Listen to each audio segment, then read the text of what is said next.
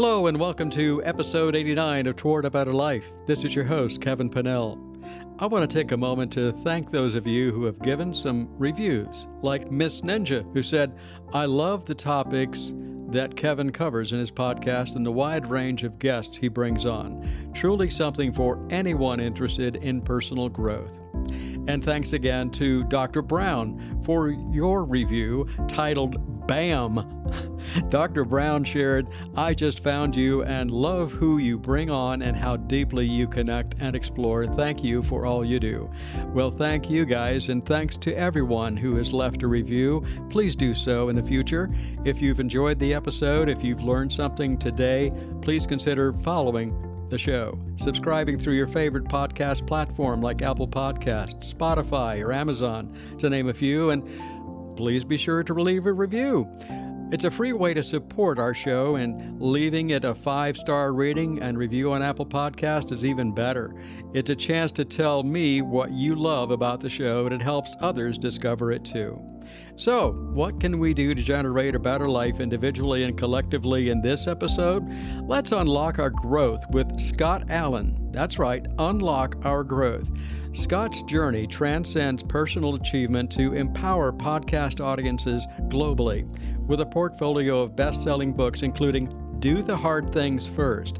It's translated into 16 languages and over 500,000 copies sold. Scott's mission is to unlock human potential, and you'll hear that in this show.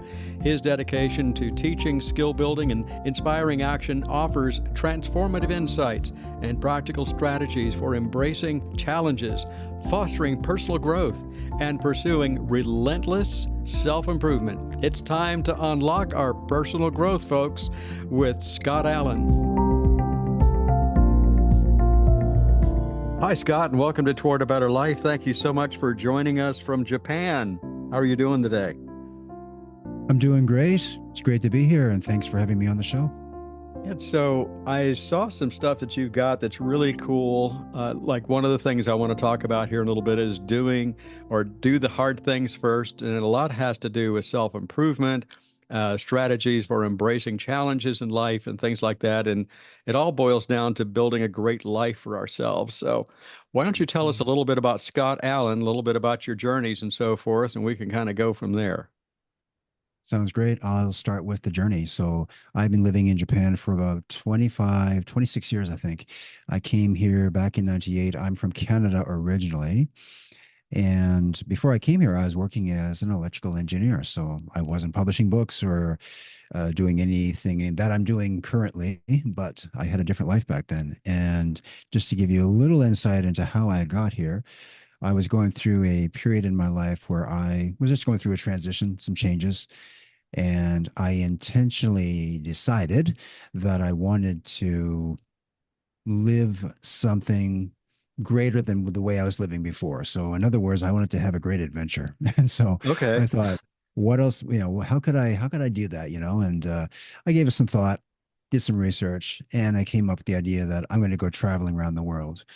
So that decision led to a series of actions that led to my creating a huge vision board in my apartment. And I had pictures everywhere of all the places I was going to go and the things I was going to do. And I really got into, like, at the time, personal development, which wasn't something that I had been pursuing previously. I read a great book called Awaken the Giant Within by Tony Robbins. Highly recommend it.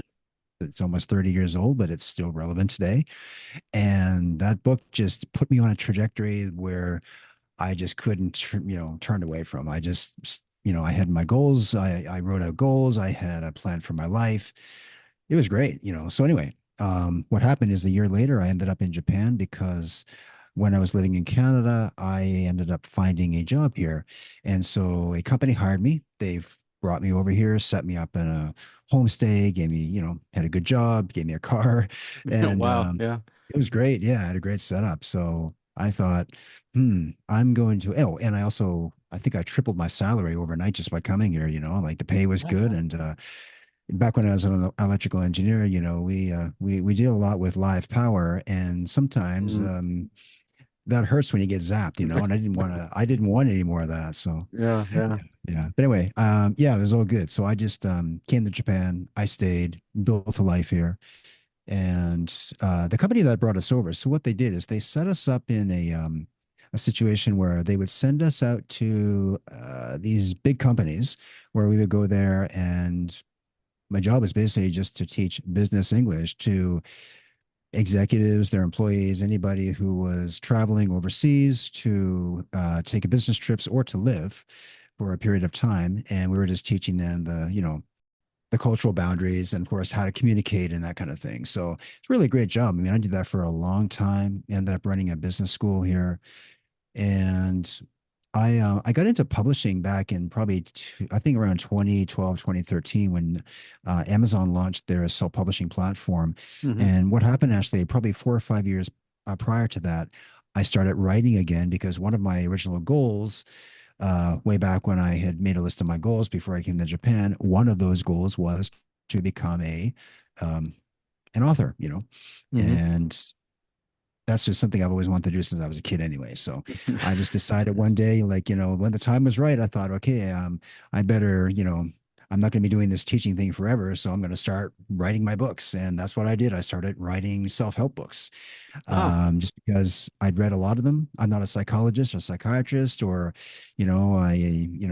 certainly love Tony Robbins and anybody like Brian Tracy and all these, gurus that were teaching the thing. And I just had a, I just had a drive to put my own thing out there, So that's what I did. I spent a few years writing a lot of material, and when I was finally ready to, when I was finished it, like I said, Amazon had launched their self-publishing platform, so I just learned how to do that and started publishing books. So probably going on a decade now. So and yeah. Anyway, since then, I think we just launched our 41st title, maybe. So I've got about wow. 40 books in the marketplace. Yeah. Nice. Now, you're the one that's being interviewed, but you're encouraging me already. Sound familiar at all? It sure does. Yeah, yeah. Well, I've actually been coaching people for the last 5 or 6, maybe 7 years. I think it's been a while, coaching hundreds of authors over the years, maybe thousands, I don't know, but on the writing process. Because once I had that system down, I started coaching it, and then that just fit in well with my, which was eventually going to become my new career. So yeah, I've heard a lot of stories over the years, including my own.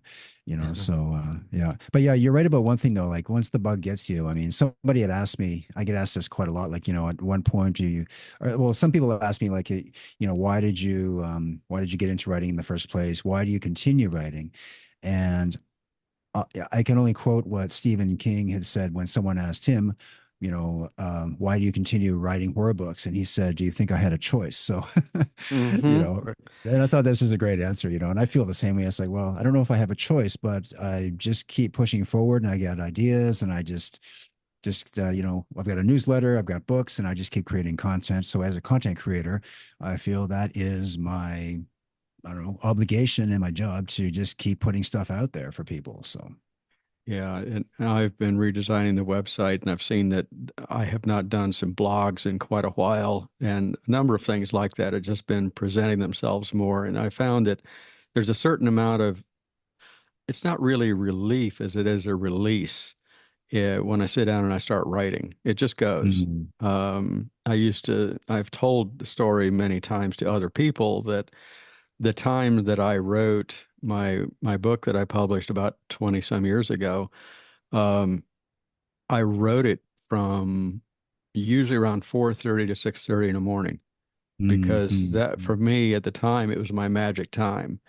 And mm-hmm, if I want to do mm-hmm, any kind of technical writing like I was doing last night for the class, I can do that pretty much anytime. But if I really want to have that inspiration, that down deep inside, that gut feeling stuff of writing, that's my time is early in the mm-hmm. morning because I don't have a lot of other stuff going on in my head. And it can be quite encouraging and you just kind of let things flow. Are you familiar with I didn't expect to go here, but That's all right. are you familiar with a book called Writing from Both Sides of the Brain?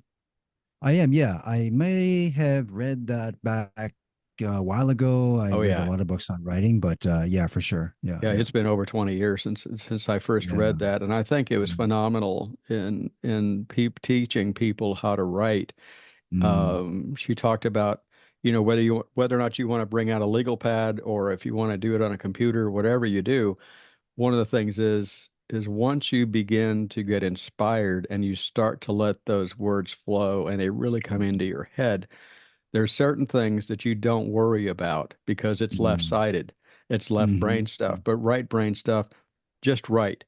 No mhm. capitalization, no punctuation, just let it go. And Mm. then about later in the day when you can go more left-brained, that's when you go back and you do your editing. And I started to apply that. Have you ever used that yourself? I have, yeah, for sure. I also have a 15-minute rule where it's like when I sit down, if I can sit there for 15 minutes and write, then I can probably do it for 2 or 3 hours. Yeah. Because one of the things that a lot of people ask me is like, they're looking for motivational tips and things like that. And I'm like, well, did you block in the time on your calendar? Did you sit down? Did you write for, did you put in your 15 minutes? Because if you did, you might have hit your flow state, which means you can probably carry through for an hour or two. So, Hmm. and that's really, I find that that's just, you just need to get that first 15 or 20 minutes in because, if you can stay focused for that amount of time on that one thing, you can probably carry it through for, which I call a 2 hour time block because I can usually do a couple thousand words during that time. Hmm. So, yeah. I think we are kind of moving a certain direction here, and I think a lot of it has to do with I'm gonna use the term that I've seen referred to by you as embracing challenges, and Mm, and rather than looking at problem areas of, I'll use the little term since we're on the subject of writer's block, rather than mm, getting sucked into that, just kind of let things flow, and mm, you'll mm, find that things will happen. So, mhm. give us some thoughts about how do you build a great life? Let's start with something like that, would you say? Wow. I mean, Okay. you've got a pretty awesome life right now, and what I've already heard that may spur some ideas is, I mean, you were an electrical engineer. Mm, Now you're a coach, you're an author, and you do a lot of really great stuff for people. But I also mm, heard you talk about being you're a strategist. And mm, and when somebody sits down and says, I'm going to travel the world, but I'm not just going to pick a place, I'm going to set up a board and I'm going to mm, figure this thing out and what works for me. So, what are some of the little tricks that you've learned, Scott, about building a great life for yourself? mm. Yeah, so that's a big question, but and I could probably give you 5 or 6 different frameworks for that, depending on which part of your life you want to focus on. But let's just start with the clarity piece. So I love clarity, which probably comes back to the strategy. And actually, let's just go back a little bit further. Okay. One of the things I think that a lot of people get hung up on is that let's just say maybe somebody's in their 30s, 40s, you could be in your Yeah. 60s, and you Hmm. want to, you're not happy with the way things are going. You want to change things. And one of the things, just one of the blocks that holds a lot of people back is that it's too late for me. I'm too Mm. old for this. I've come this far. Why not just keep going? Right. So what happens is they keep investing into something that they really don't want to do, but thinking that eventually life's going to change for them. And here's the thing about life is like it is changing all the time, every day, every moment, right? The Mm. question is, are you making those changes intentionally? In other words, are you taking intentional action towards your goals? And that probably leads us into, if you don't know what your goals are, if you don't know what you want, you're never going to get it. And that sounds cliche. And I know like a lot of gurus out there say that, but it's actually true. Like if you don't know what you're aiming for, you'll never hit it. Right. Right. So one thing that I do is, like one practice that worked really well for me is a pen and paper. Like, you don't need any fancy software. You just need your mind and a pen in your hand and you need something to write on. And what I did is I will take my pen, put a big circle on the page. You can use whatever you want. You can even use like up in my office, I've got these this big scale paper that I buy at the dollar store. I put that up on there, and that's how I do like a lot of my mind mapping, right? So I like to mind map the things that I want to be doing. So if I love traveling, so I'll mind map all the places I want to go traveling to. I love creating books. I've got like a list of books. I mean, writer's block. I don't know what that is. I've never had it before. Probably because I'm just busy with all the ideas. Mm-hmm. So but anyway, just getting back to like creating a great life for yourself. First of all, you have to yeah, be clear on what it is that you want. And if you don't know what you want, well, that's what you start with, right? You start by journaling, by the way, like journaling, working on yourself, going deep within yourself. Again, not to sound like it's woo-woo, but that's really one of the things that I think a lot of people, what they don't do is spend enough time with themselves to really figure these things out. Mm-hmm. So I love meditation. Okay. I sometimes have to actually really force myself to do it because it's like, well, should I meditate or, watch Netflix? And the weaker side of me wants to watch Netflix, which is fine. But if I meditate first, I can enjoy that later on, right? So I'll put in my 10, 20 minutes, maybe an hour of meditation, and I get a lot of clarity if I can stick with it for about 15 or 20 minutes. Because again, clarity is the key. When you have a clear mind, your mind starts to, because our minds are, by the way, like, I mean, that's what they are. They're problem solving machines. So for me, whenever I'm working on something, if I'm, if you have a goal you're shooting for and you don't know how to reach that goal, well, that's okay. Because that's what your mind's job is going to be working towards that, the achievement of that goal. And once you hit that goal, you're going to have another goal and a bigger goal. But that's what progress is, you know. So I like to write my goals down on paper, and I have like two, three, 10. I have like a lot of goals, but I'll have like those top three goals where they're like kind of like my elevator goals, like those are the bigger goals I'm shooting for. And then I just break things down into smaller steps, right? So if we were to use an example, let's just say, okay, my goal is to be a global motivational speaker, which it is actually one of my goals, by the way. So it's like, Mm. okay, well, I'm not going to be walking out onto stage tomorrow in front of 50,000 people. I want to be, and that's not a goal that everybody has, I know, but I just dream of that. Like I would just love to do that. But before I get good at that, I have to get good at speaking. And so maybe I should just go out there and do some interviews, right? So I started with that and I started doing a few interviews. I did more and more and more. And then I started taking a course on it. So I started to compound these things. And again, everything was moving me towards this goal, which I believe that I will hit within the next year, maybe two at the most. All right. But Yep. again, the only reason that I am working on these things because I identify like this is something that I really want. Writing was the same thing. When I was working on my first book, for example, I spent 3 or 4 years writing content. That was a lot of discipline. And I'm not saying it has to take that long, by the way. It just took me that long. So, you could write a book in 3 months or 6 months or whatever it is that you want to create, right? Mm-hmm. But you got to know what it is and then just break those steps down I like to break them down into really tiny steps, even if like 10 minutes or 15 minutes, those little steps where you can get those little wins, because a great life isn't, it's the accumulation of all these things, and let's just go in just a bit of a different direction, health, like Mm-hmm. working out. I go to the gym 2 or 3 times a week. I've been going to the gym for 30, 40 years, right? Because that's one thing that over the course of like the last 4 decades has just like built towards, I've managed to, maintain pretty good health because of that one discipline, right? Mm-hmm. So I think the great life is a combination of building a great mindset, which by the way is a lot of reading and learning. So I put in an hour a day learning stuff. Now, learning can be, you don't just have to read books, which is a great way. You can read books, listen to audiobooks. I love watching podcasts, The Diary of a CEO, the School of Greatness, Tom Bilyeu's Impact Theory, whatever it is you're into. I love to watch or listen to those podcasts or interviews because I always learn something from them. And I choose the interviews that are teaching me the things that are moving me towards my goals, actually. So if my goal is, again, to, um, I don't know, like, create music, for example, I might watch those podcasts that are all about music. So I'm always Mm-hmm. intentionally reading the material or watching podcasts that are moving me towards my goals. So that's kind of like the little bit of the, I'm going a little bit fast, but when it comes to creating a great life, you do have to identify just one thing that you want and just build on that one thing. You don't have to do like three, five, or 10 different goals. You just have to have that one thing. Start working on it, and you might change your mind. If you're like, well, I started working on this thing, maybe it's not really what I want. And because you might discover something else by working on that one thing. I mean, it's not like you'll decide, I want this thing, and you start working towards it and it will happen. You might discover something else along the way. So you've just got to be open to it, like open to the process. Wow.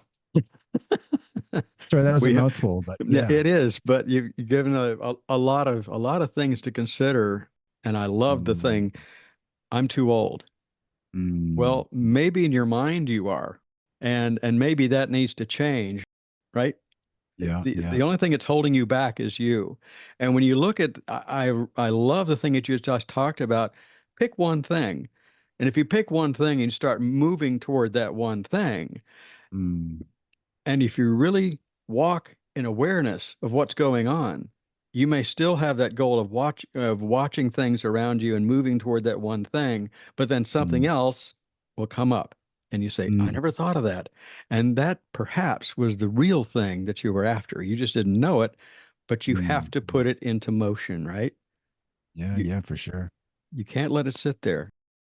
The goals and things like that you're talking about, Scott, with it does bring clarity, doesn't it? It really Hmm, when hmm, you get the clear view of what's going on, you can get through it. You can, mm, I want to use the term, you can get through the hard things fast, and you can mm. get through them first. And getting the most difficult ones out of the way first. Yeah, yeah. I like saying sometimes that I will take care of the big things and let the universe, as woo woo as it may sound, I'll let the Hmm. universe handle the details. Yeah. But pay attention. So Hmm. when we do these sort of things, I hear the pattern of trying to set these things up in such a way that they work for you rather than you working for them. Does that make Mm. sense?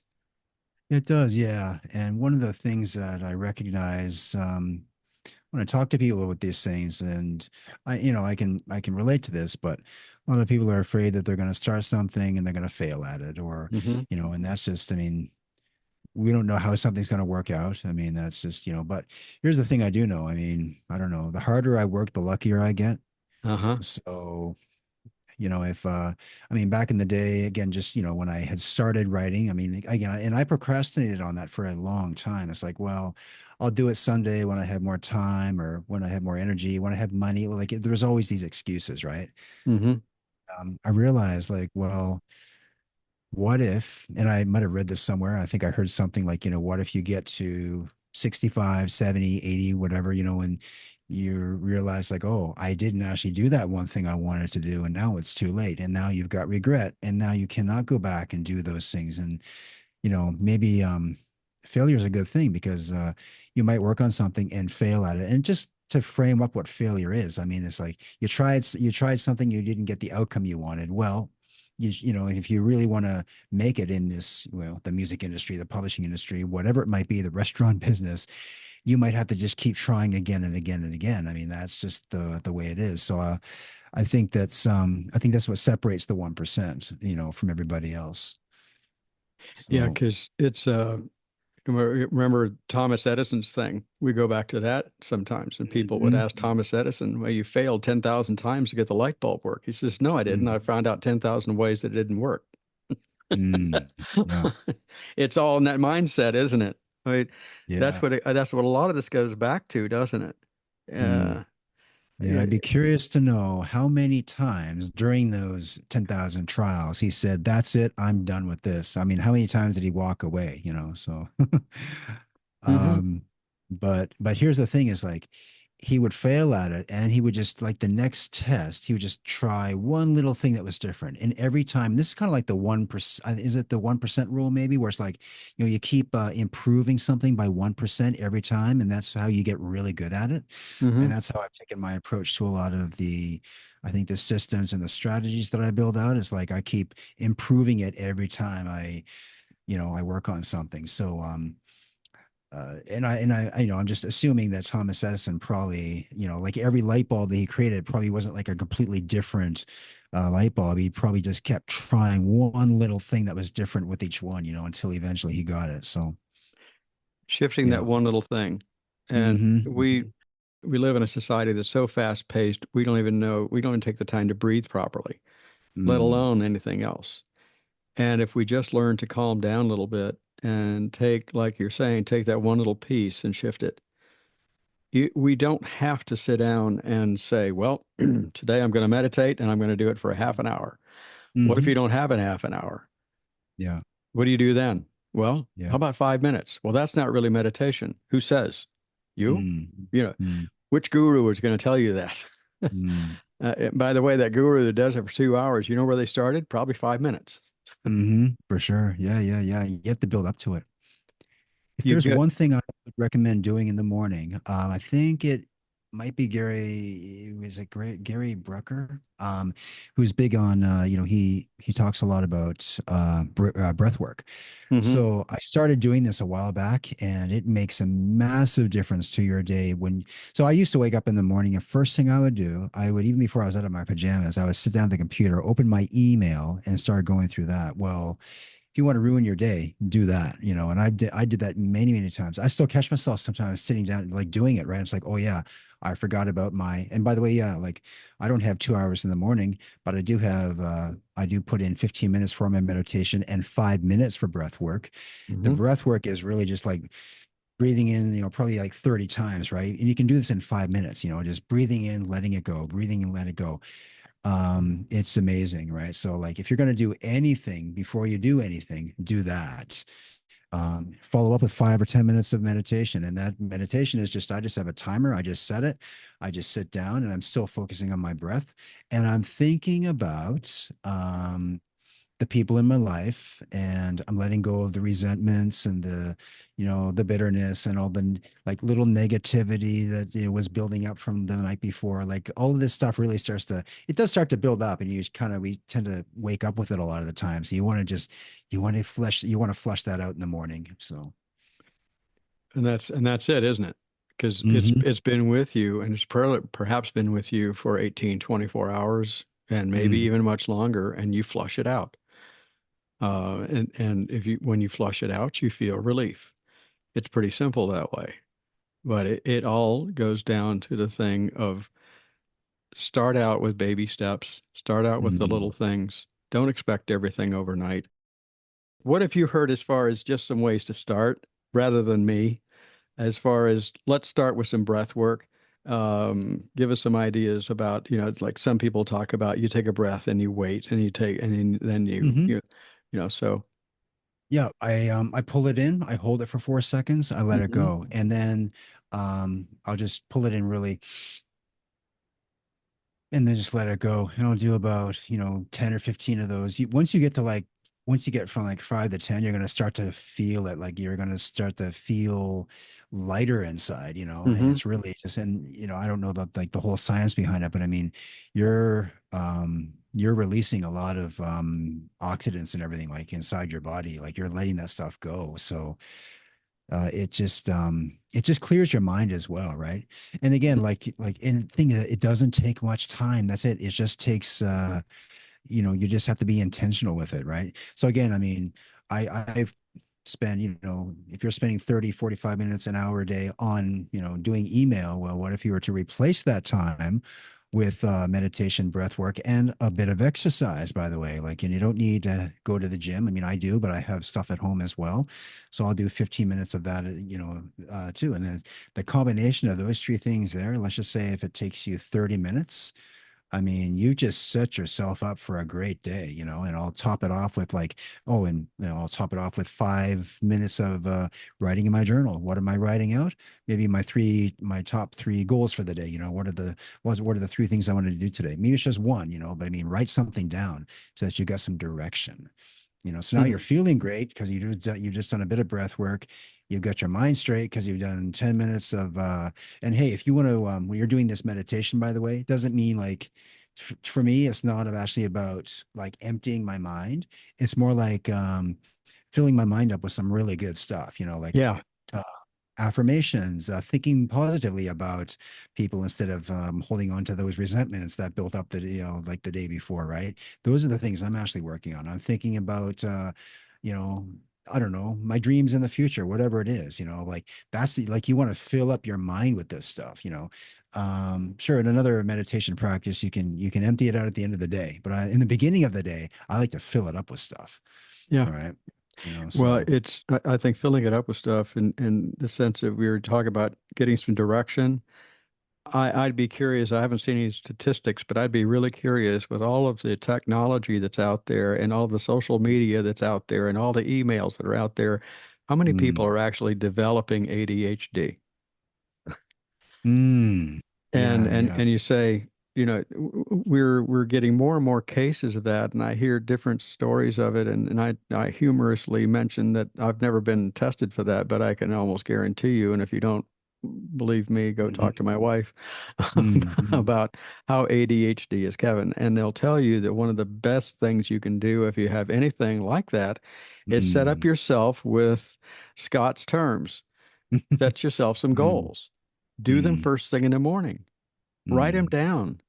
And I'll be the first one to say I'm guilty of that, that I need to write Hmm. stuff down more because if it's like meditation, it's like the breath work. If I'm going into meditation, if I want to do, taking that for an example, if I want to do meditation, I will begin with breath because it gives me an anchor. It gives Hmm. me focus that I need Hmm. so that when the little, what I call thought monkeys come in, I can return to my breath. Hmm. Now, if the thought is not a thought monkey, that's the one that just is scattered all over the place. If it's really something significant that meditation can bring out that you never really thought about before, now I can work on that a little bit, but I'm not going to Hmm. focus on that because I'm in meditation. But I make a little mental note. I need to return to that. And maybe the mental note is having a piece of paper beside me in meditation. You don't Hmm. really write during meditation, do you? Why can't you? Hmm. Somebody say you can't? Hmm. So when you get Yeah. older, you need to write stuff down so you don't forget it, so you don't get in the other room and say, "Why did I come here in the first place?" You Yeah. know. Yeah. Yeah. But all these little tidbits of things, and we are really sticking a lot. The way I'm Hmm. seeing it, we are building a great life by doing Hmm. this because you're building a life of vitality, you're building a life of goals, you're building a life of direction, you're building a life of building. You're building on all of these things to create what you want. And Hmm. Hmm. so what do you want? Ask Hmm. yourself that question. What do you want? And it's a whole lot easier said than done Hmm. because if you want to find out what it is that you want, you might have to go into some areas that you may not want to deal with. Hmm. Hmm. And that can be challenging. Yeah. And when you start to run into some of those, what do you do? When you start to run into challenges and you work into those hard things, how do you approach those, Scott? Mm. Well, you have a good question there. Like, what do you want? And then I follow that up immediately with, okay, so what do you want and what are you willing to do to get it? So in other words, Hmm. what are you willing to sacrifice to get it? And I use the word sacrifice not in a like, you don't have to I don't know, quit your job or do like, I don't mean, but I mean, there are things you're going to have to give up to get what you want. I mean, that's just the way Hmm. it is. So maybe you have to sacrifice TV or sacrifice video games or, like those things that are, because you want to take a look at the things that are actually holding you back. And I'm not saying you have to give these up completely, Mm-mm. but instead of watching TV for 4 hours a night, you may, and every night, by the way, like I cap my night off with watching a Seinfeld episode. It's my thing, but that's all right because I don't spend 4 hours watching it because I'm working on stuff and like that. But it's how I like to just end my nights just saying, okay, I had a great day. It was productive. Sometimes it wasn't, but at the end of the day, that's just one thing that I reward myself with. So I'm just saying that, what is it that you want? What are you willing to give up to get it? And then you've got to show up consistently to put in the time, put in the effort, because consistency is the key to, getting these things done. And I think, I don't know, it was maybe David Goggins who said, like on the days when he feels like doing it, he does it. On the days when he doesn't feel like doing it, he does it. So, and you just keep pushing forward that way. And there are going to be many days when you don't feel like doing the thing, but here's the thing again. I get this question a lot, and I think we've all heard it. Is like, if I could go back to my younger self, what advice would I give to my younger self? Mm. And but I like to think of it this way. What about your future self, right? So if you were to talk to your future self right now, as you are right now, and you could meet your future self 30 years from now, what would your future self be thanking you for that you are working on right now, right? Huh. So think of it that way. Like maybe your future self is 10 years from now, right? So if you can go ahead 10 years, you met your future self, and your future self says, I'm really glad that you started doing that thing that you said you were going to do because because you were able to show up every day and keep working on this thing, we're now in a really good place, and like I imagine my future self telling me that instead of getting to the future, and then my future self is like, if you had done that thing, we probably would have been, we would have been in a better spot. But you didn't work on your thing that you really wanted to. You gave up, and now it's too late. I don't want that story happening in the future, whether it's 5 years in the future or another 50 years in the future. So that's kind of my mindset around that. Is like, I've got my future self to live up to. So and I think if you just keep that in mind, you're gonna be like, okay, well, then that comes back to like, what is it that you really want? Because whatever it is, and again, age has there's no Mm. boundaries here, right? Believe in what you're doing. Mm-hmm. That's Yeah. the difference. Believe in what you're Mm, doing, yeah. and have faith in yourself. And with the idea of future self, when you really think about it, you're paying it forward to yourself. Yeah. Yeah. And sometimes belief is just one of these things where even if you don't like, you're not invested in it at 100%, maybe you don't believe it. Maybe you've got a lot of self-doubt. But belief is like confidence to me. Like confidence is one of these things where you don't wait for confidence before you do something. You actually have to just start working on it, and the confidence will come later. That's the way it works. It's like a be do have, you have to be that thing, you work on that thing, and then eventually you are that thing. Hmm. So a lot of people are kind of like, we kind of reverse it where it's like, well, I'll feel better once I get the money, then I'll do the thing. And we kind of look at it that way. It's like, well, you got to reverse that. You've got to be that thing first. You've got to have the mindset first. Then you got to work on that thing. Eventually, you're going to get what you want. Yep. Um, and by the way, it might not be the thing that you're expecting too. So, Yeah. Yeah. With people in their 30s and 40s or whatever, and they're in a career, and they've been in a career for how many ever years, and they're wondering, is this really the career for me? Because it's just become stagnant. Well, it's become stagnant by whose perspective? mm, And maybe if you shift one little thing, your whole attitude is going to change toward it.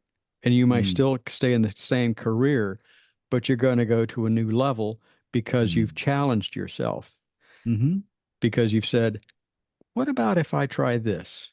mm, There was somebody that came to me quite some time ago. I know them well, and I'd known them for years, and they were talking with me one time, and they said, I said, hey, how you doing? Oh, I'm doing okay. I said, oh, how are you doing? He says, well, I've been doing this one particular thing and at that time, I think it was probably 15, 17 years. And they had moved up through the ranks, and they were now number two in the company, and they were building stuff. And his job had shifted into becoming a designer and working with a CAD a lot. And so here's a person that was working with their hands, and they were going on the job site doing stuff and helping and really getting into it. And now they take that energy and they put it in front of a CAD in front of a desk, and they do it for about 3, 4, 5 years, and they're ready to go bonkers. Because why? They're not out in the field. And I told him, mm, when was the last time you were out in the field? Well, it's busy and stuff. No, answer my question. When was the last time you were out in the field? And they mm, said, well, it's been several months. I said, why don't you try one day a week going out in the field with a group and see what that mm, does for you? And mm, do you know, in less than 3 months, that person's whole attitude shifted. mhm, And the mhm, production rate of that business, guess what it did? It went up mhm, even more, mm, mm, because they stayed in the same job, but they shifted perspective. So just mm, shift a little thing. Going back to your point, Scott, change one little thing. move one little thing and can open up other things. Mm-hmm. Mm-hmm. So, Yeah, yeah. And just maybe and just going back to taking those small steps, with a small breath, like just 5 minutes, start with the 5 minutes.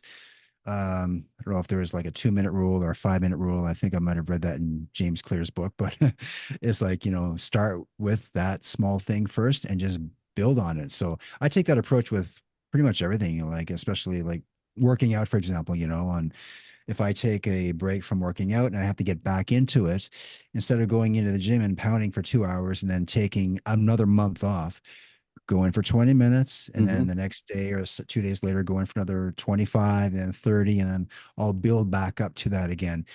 That's where the consistency is, instead of just going in trying to, do it all in one day and then taking a month off. You just want to mhm. do that little piece every day. So make it I mean, I guess we can, you want to make it a habit, but the thing about habits is that, and I don't read this a lot, but they say habits are formed after 60 days or 30 days or whatever it is, but that may be true. But the thing is, as soon as you stop doing the habit, it's no longer the habit. And then, if you stop doing it for a few weeks, you're actually back to zero again. So you just got to keep, putting in the time, and again, consistency is just like the key, but you got to be consistently working on the things that you really care about. I think the thing is that you really want, so just showing up for yourself. I think you're getting back to the belief system and building like that faith within yourself really just comes back to, I think, showing up for yourself every day. And Mhm. you show up for yourself, you're going to show up for other people too. So, So in a few minutes, I want to talk about one of your books, including "Do the Hard Things mm, First." If you were to mm, give a little synopsis of that, because some of this stuff that we're talking about, I think, really touches mm, on that. yeah. Because these things seem hard to us. Yeah, well, the do the hard things first. So, I mean, that concept, I published that book 3 years ago. And so there's 5 books in the series now. The first book that was on how to overcome procrastination. And the reason I wrote the book is because I struggle with chronic procrastination. Believe it or not, it was just one of these things where there are certain things that I will put off indefinitely. And yet over here, I can be very productive. So I wrote the book really, I think I might have written it for myself, but a lot of people just really gravitated towards it because it actually ended up helping them to get unstuck. The concept behind do the hard things first, it's not just waking up every morning and doing the hard thing. In fact, if you're in a spot where maybe you're not doing anything or you're not doing the things that you need to be doing, here's what I did. So, in order for me to stop procrastinating, I made a list of all the things that I like, unfinished tasks, projects that were I, started and didn't finish them, whatever it was. It could have been a room that had to be decluttered, So I just went around my house, made a list. I went inside my computer, made a list. I had hundreds of things on this checklist, right? It's like, okay, um, there's some things on this checklist that were really hard things to do, and I didn't want to do them right away. But the thing is, you want to start getting the small wins. So I picked the easiest thing on the list that took me 5 minutes to do, and crossed it off the list. And I just did that for like a week or two, right? Just Mhm. doing some of those easier things to do. And eventually I built up to those hard things that I had been putting off for quite a while. And some of these things were, they were related to my health sometimes, they were related to my business. And the reason I kept putting them off was for a few reasons. Number one, sometimes I couldn't do it. I didn't know how to do it. So I figured something out too, is like, you don't always have to be the person who does this hard thing. What if you, like, okay, give you an example, building a website was one of the things on my list, right?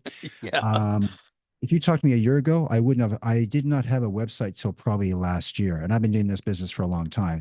And so that was one of the things on my list. And it's like, and the question always was like, how can I build my website? Well, I read a book called Who Not How, and it turns out, and I've been outsourcing things for years, so this wasn't anything new to me, but it had never really occurred to me to hire someone to build the website. But I also didn't have a lot of clarity on what I wanted to have on the website, and I got really lost in the details. And one day, after a year or two of, telling people, yeah, the website's coming, and it wasn't coming because I wasn't working on it, I just said, okay, you know what, I'm not going to wait till I have this thing perfected. I'm just going to go out and hire somebody and we're going to build it together. And that's what I did. And actually now I have two websites, so not just one, which is good. I'd rather have two than zero, right? But that was the thing, is like there are so many details there. I got really lost in it. But what I did, again, I broke the website down into very like all the steps were all listed out, and I would outsource some of these to the designer and I would take a few of them as well, right? So we're working on it together. We're still building stuff out on the website, but the good thing is now, like, they're established, they're up and running, they're selling stuff. So, and it's always going to be one of those things where you're always working on it. But it was such a hard thing to do that it was always at the bottom of my list. Well, it's actually at the top of my list, but as far as priorities go, it's like, well, I don't have time for that. So I'm just going to work on something else.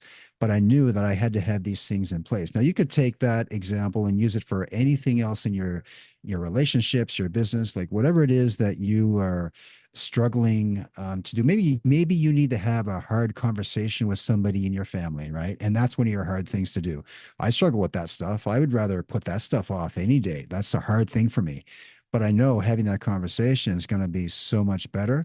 So again, I'll make it an intentional priority. And every day I'll write down my one, two, probably I would top it off at three priorities every day, where I have a list of three things I want to get done in the day. Even if I just get one done, that's a good day still. Hmm. And those three things are my hard things to do. I have other things that I do that are easy to do, and those are fine. But it's the three things that I know I'm going to bulk at, or I'm going to have that resistance to doing. Like those are the three things that I want to have on my list. And I'll actually rank them. I'll have like the hardest thing Mm. might be number one, two, and three, right? But I might Hmm. end up doing number three first, so, Hmm. because you may need to build up to that hard thing. So, yeah. One question: did you do you have a robotic fly that's been in my space for about that? I'm going to say the past 3 months, 4 months, because you just described what I'm talking about with my website. Well, I don't know. Some people say I'm all over the place, but I don't know if I'm not sure about that. Yeah. Yeah, well, Yeah. we could really go off and start Yeah. discussing some really interesting ethereal thought processes and how the brain really works and how you can communicate with people over thousands of miles without a spoken or visualized word. So yeah, I mean, you've just described exactly what my situation has been, and I'm sure it's others that, it was daunting for me on the website. Mm, And mm, I consider myself as, somewhat computer savvy, but when I get into a brand new platform, I'm like, where do I go from here? And I said, I know this one. And I was just talking about this one person. I was talking to them and they said, well, mm, I can probably help you out with that. But I've been doing WordPress for years. And I went, really? mm. As a matter of Mm, fact, I even have a sideline business that I help people with that. Really? mm, mm, Guess who I'm meeting with tomorrow morning at 9 o'clock via Zoom? And mhm, this is our third meeting about this mm, stuff, but it's changing. The website is mm, changing because it was the who, not the how. mm, And mm, she says, what do you want to accomplish with this? And I said, well, honestly, I want it to be dynamic so that I can make changes in the future and I mm, can go back to you and say, okay, I've got this hard little spot. And it's like they're a mentor when you think about it. mhm, You're hiring mhm. a mentor to help you out through the hard stuff to get us to get things done. And Yeah. sometimes Yeah. it takes that. We don't have to do everything on our own. No. I remember some great advice that I had from a really good friend. Matter of fact, he's the guy I wrote the book about, but he told me years and years ago, he says, I appreciate that you're a pretty smart guy and you can figure this stuff out, but you have enough stuff on your plate. Why don't Mm, you let somebody else do it for you? I said, well, I got to pay him. He says, how much are you mm, worth in your time? mhm, Didn't mhm. think about that, did you? Yeah. If Well, if it's going to take me 2 hours, and if I figure I'm worth X number of dollars an hour, how much time is it going to be? And yeah. then you go into the pie theory. But go ahead. You were going to say something. No, I was just going to say that brings me back to one of my favorite books by Dan Martell called Buy Back Your Time. And that book just changed my whole perspective on everything, because I was always like, well, I'll do it myself because I'm going to save money. When in fact, I mean, if you're putting in 6 hours on something and you save $40, well, you just, you're working for even less than minimum wage, right? So Mm-hmm. buying back your time is really the goal, I think, with this, because either, yeah, if you may be saving money, but you're going to be paying for it in time anyway. So, Yeah. There's a rule that a friend of mine told me about, and I've been applying it, and it really does work. You ought to look at it, Scott. mm, Whatever the problem is, whatever the circumstance is, whatever the project is, take it and multiply it times pi, mm, 3.14. mm, Because mm. that little project that you thought was going to take an hour if you'd never done it before, guess how long it's going to take you? Mm, mm. 3.14 hours instead of one. Right, And right. and it can be the same thing for expense. Mm-hmm. It's going to take X number of dollars for me to do this on my own. And that could Mm, be true. mm, Now take that same thing with your time and your expense and your lack of knowledge and having to buy the tools and everything else, mm-hmm. and you're up to at least 3.14. So, Absolutely. Yeah, so think about that. What do you, yeah. what do you want to accomplish? How do you want to accomplish it? I'd rather let somebody else do it that knows what they're doing Mm-hmm. and pay them for it because I'm really kind of helping somebody else if you look at it from that perspective, right? Yeah. Oh, for sure. Yeah. Well, that's why my publishing business, I mean, I outsource, the cover design, the formatting. I mean, I Yeah. do the writing, but all the other packaging, I mean, I know how to do a lot of that other stuff. It's just that I'm not going to do it. So, and Yeah. I'm better off, especially the cover design. Like, I mean, $100, I get a good cover, and my Yep. cover designer has it back within 48 hours. Yeah. I just know I don't want to be on, some graphic design site trying to figure this stuff out and piecing stuff together when I could be doing some of those higher level tasks. So, yeah. Yeah. Do the thing that you're really good at. By Mm, hiring something out like that, you are able to work in your own wheelhouse, the things that you're mm, really good at. So Scott's really good at writing. He knows that. mm, But Scott's maybe not really good at designing. And, I say really good, but you're not mm, as good as that person you sent it to. So let them do it. mm-hmm. It gives you more time to be more productive in being the writer, you know? Yeah, yeah. So, yeah, No, for this is sure. Yeah. great. So Yeah, this is it's great. been a journey, that's for sure. Yeah. So, what does Scott do to create a better life for himself? We've bounced all around the different things. We've looked at a lot of different stuff. So, what does Scott do? You know what? I try to keep things simple. I try to, and I try to stay calm. And I say Mm, calm because, and this is coming back to breath work, meditation, having calm thoughts. And that's not every day. Like some days we're just, you feel like maybe had a fight with somebody, something happened. I mean, those are just things that happen in life. But I always try to stay calm, and I like to observe things around me. Like observe how other people communicate, how they interact with each other. I get a lot of joy out of that. And for me, like part of the, building a great life actually is getting lots of sleep, first of all, getting lots of sleep. I don't practice that every night. Some nights it's 5 hours, other nights it's seven. But when I get more sleep, I have, again, I wake up better. And then when I wake up better, I'm able to think better, and I can, do my breath work, do my meditation. And because I love being creative, I'm always working towards some kind of creative activity.